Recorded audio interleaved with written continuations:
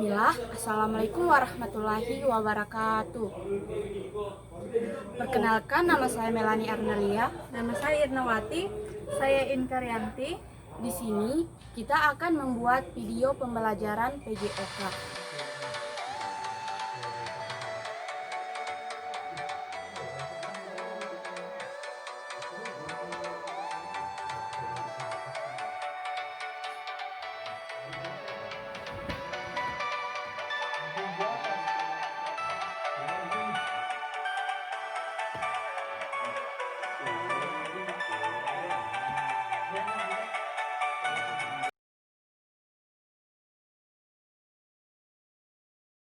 Nah, sebagai pelari pertama dengan posisi tongkat dipegang pada bagian ujung hampir setengah, tongkat berada di tangan kanan menghadap ke depan dengan posisi start jongkok pada hitungan ketiga siap berlari.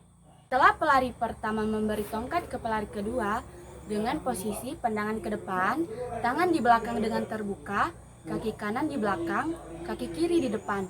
Nah, setelah itu langsung memberikan ke pelari ketiga. Menerima tongkat dari pelari kedua dengan posisi yang sama seperti pelari kedua, langsung berlari ke pelari pertama. Senam merupakan suatu cabang olahraga yang melibatkan performa gerakan yang membutuhkan kekuatan, kecepatan, dan keserasian gerakan fisik yang teratur.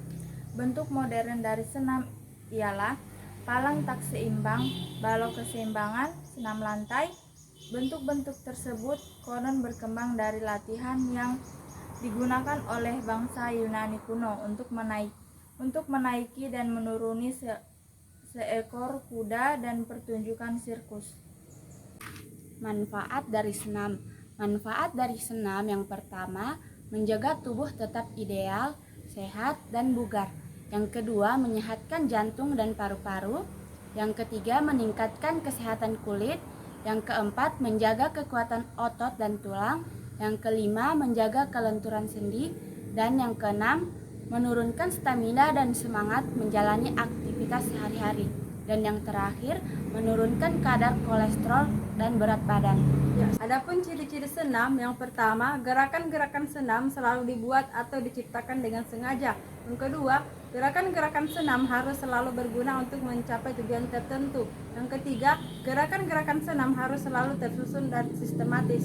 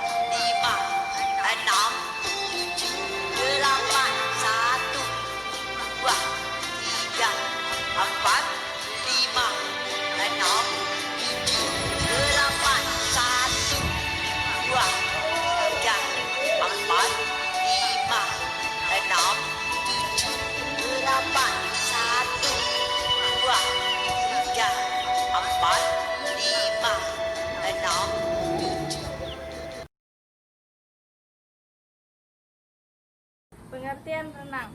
Renang merupakan satu di antara cabang olahraga akuatik. Renang adalah upaya untuk menggerakkan atau mengapung atau mengangkat semua bagian tubuh ke atas permukaan air. Renang bisa dilakukan oleh orang dari berbagai kalangan dan tingkatan umur, mulai balita hingga dewasa, termasuk ibu hamil. Jika dilakukan secara rutin dan teratur, renang bisa mencegah beberapa penyakit seperti stroke, jantung, dan diabetes. Setelah berenang, biasanya membuat tubuh bugar dan rileks. Selanjutnya, teknik renang. Teknik renang yang pertama yaitu teknik pernapasan. Kemampuan mengatur napas adalah kunci keberhasilan seorang perenang. Untuk melatihnya, berdirilah di tepi kolam dengan rendah dan wajah berada di atas permukaan air. Tarik napas melalui mulut, tahanlah selama beberapa saat. Masukkan kepala ke dalam air, lalu hembuskan napas melalui hidung. Nah, yang kedua, teknik mengapung. Kunci untuk belajar mengapung atau mengambang adalah tubuh harus rileks dan tidak panik. Ada dua posisi mengapung yang perlu Anda kuasai, yaitu mengambang dalam posisi terlentang dan mengambang berdiri. Untuk mengapung terlentang, berdirilah dengan kaki menginjak dasar kolam dan kepala menghadap ke atas. Pegang tepi kolam, tarik badan ke belakang secara perlahan dengan posisi tangan lurus sampai telinga terendam air. Lakukan 10-15 kali sampai Anda menemukan posisi seimbang yang pas. Teknik mengapung berdiri dilakukan dengan menyelam ke dalam air. Tangan tetap berpegangan pada tepi kolam. Tarik napas dalam-dalam dan tahan.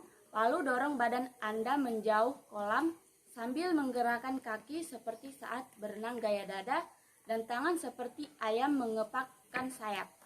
Itu macam-macam gaya renang. Yang pertama, gaya katak atau gaya dada. Gaya berenang yang satu ini dinamakan gaya katak karena gerakannya persis seperti gerak katak saat berenang. Gaya katak atau gaya dada adalah gaya berenang yang sangat populer untuk renang rekreasi. Dalam gaya dada, tubuh diposisikan secara stabil seperti merangkak di permukaan air, dikombinasikan dengan gerakan kaki dan tangan. Tangan dan kaki berada di dalam air, sedangkan kepala digerakkan naik, turun, dan ke dalam permukaan air sehingga Anda dapat melihat ke depan ketika berenang. Selanjutnya yaitu gaya bebas. Gaya bebas ini sering dilakukan baik oleh pemula maupun perenang profesional. Renang gaya bebas dilakukan dengan menelungkup, yaitu posisi badan dan wajah menghadap ke permukaan air, lalu kaki dan tangan bergerak untuk menarik dan menendang air. Tangan digerakkan bergantian dalam gerakan seperti mengayuh, sedangkan kaki digerakkan ke atas dan ke bawah. Untuk mengambil nafas, Anda dapat menoleh ke kiri dan ke kanan di atas permukaan air. Lakukan saat lengan digerakkan keluar dari air sehingga posisi tubuh menjadi miring. Gaya punggung merupakan gaya renang tertua setelah gaya bebas dan diperlombakan pertama kali di Olimpiade Paris pada tahun 1900-an. Gaya punggung tidak diawali dari atas atau balok start, tetapi dari dalam kolam, dengan tangan berpegangan, lutut ditekuk, dan telapak kaki bertumpu ke dinding kolam. Pada gaya punggung, kaki bergerak lebih aktif ke arah atas dan pergelangan kaki harus dijaga agar selalu lentur, tidak kaku. Gerakan tangan pada gaya punggung hampir sama dengan gaya bebas, yaitu digerakkan menuju pinggang seperti sedang mengayuh. Yang keempat, gaya kupu-kupu. Gaya kupu-kupu sering disebut juga gaya lumba-lumba.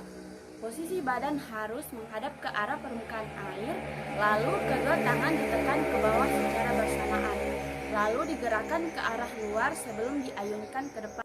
Sementara itu, kedua kaki menendang ke atas dan ke bawah secara bersamaan, seperti gerakan serip lumba-lumba. Pernapasan dilakukan melalui mulut pada saat kepala berada di luar air. Sebagian kepala muncul ke permukaan air, udara dihembuskan secara kuat dari hidung dan mulut. Sarana dan prasarana renang. Yang pertama, pakaian renang. Yang kedua, pelampung. Yang ketiga, kacamata renang. Keempat, kolam renang. Kolam renang untuk perlombaan harus memiliki panjang 50 meter untuk lintasan panjang dan 25 meter untuk lintasan pendek. Adapun kedalaman kolam renang adalah 1,35 meter, mulai 1 meter pertama sampai minimal 0,6 meter dari dinding kolam yang dilengkapi balok start sepak bola. Berikut penjelasan dan prakteknya. Nah, sepak bola adalah cabang olahraga yang menggunakan bola sepak terbuat dari bahan kulit dan dimainkan oleh dua tim yang beranggotakan 11 orang serta beberapa pemain cadangan. Pemain beranggotakan 11 orang pada tiap tim yang terdiri dari satu penjaga gawang serta pemain bertahan, pemain tengah, dan penyerang. Lapangan pertandingan sepak bola memiliki ukuran dengan panjang antara 100 sampai 120 meter dan lebar 65 hingga 75 meter. Di ujung lapangan terdapat area gawang dengan lebar 7,32 meter dan tinggi 2,44 meter. Sepak bola resmi memiliki 2 babak dengan durasi 40 menit, ditambah dengan tambahan waktu yang diberikan oleh wasit. Pada pergantian babak terdapat waktu istirahat selama 15 menit. Teknik menendang bola atau kicking merupakan faktor yang paling dominan dalam permainan sepak bola. Adapun beberapa teknik menendang bola adalah sebagai berikut. Nah, teknik permainan bola yang pertama, menendang bola dengan kaki bagian dalam, menendang bola dengan kaki bagian punggung, menendang bola dengan kaki bagian luar. Kedua, teknik menggiring bola. Yang pertama, menggiring bola dengan punggung kaki. Menggiring bola adalah upaya mendorong atau membawa bola ke arah tertentu sambil berlari sehingga bola bergulir ke tanah dan tetap dikuasai oleh pemain. Ada dua teknik menggiring bola, yaitu speed dribbling. Teknik menggiring bola dengan menendang bola agak kuat sehingga bola menggelinding jauh. Lalu pemain mengejar bola tersebut dengan berlari cepat. Yang kedua, closed dribbling. Teknik menggiring bola dan jarak pendek sehingga pemain lawan kesulitan merebut bola. Beberapa cara yang dapat dilakukan oleh penggiring bola, yaitu menggiring bola dengan kaki bagian dalam dan luar, menggiring bola bagian punggung kaki, dan menggiring bola dengan kedua tangan secara bergantian. Nah, di dalam permainan sepak bola juga terdapat suatu peraturan, yaitu jika bola menyentuh tangan atau menyentuh, maka akan diadakan tendangan penalti.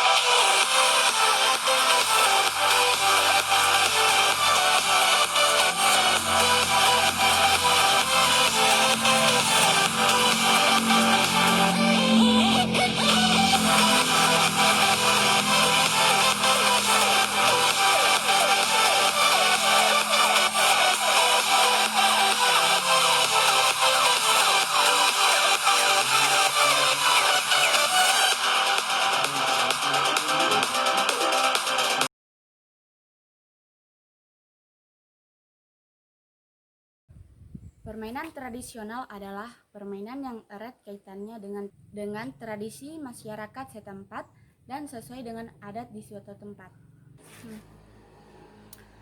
Permainan ini dinamakan palehere, di mana permainan ini dilakukan oleh 2 orang atau lebih. Permainan palehere memiliki 16 kotak. Permainan ini dimulai dari tangga pertama sampai mendapatkan rumah. Permainan ini biasanya terdiri dari beberapa kelompok, tergantung dari banyaknya pemain palehere 16 ini.